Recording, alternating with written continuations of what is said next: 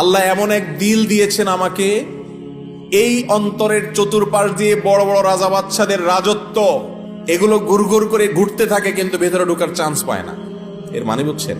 মনে করেন একজন আপনার বাড়ির পাশে 2 নম্বর টাকা দিয়ে আঙ্গুল ফুলে কলা গাছ হয়ে গেছে, আপনার বাপেও খোঁচায়, মায়েও খোঁচায়, আপনার নিজের কাছেও খারাপ লাগে যে ইস, আমি কি করলাম।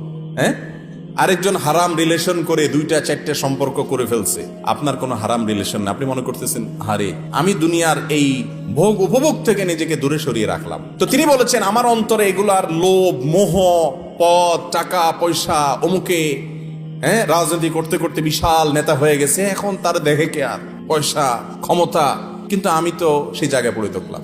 মনের মধ্যে এগুলো ঢুকতে চেষ্টা করে, এগুলার বড়ত্ব মনের ভিতরে ঢুকলে তখন আস্তে আস্তে সেগুলো করতে মনে চায়। তো তিনি বলেছেন এগুলো সব আমার মনের চতুর্পাশ দিয়ে ঢুকে, কিন্তু ঢুকতে পারে না, কারণ কেদার জের গর্দমিস রেসামান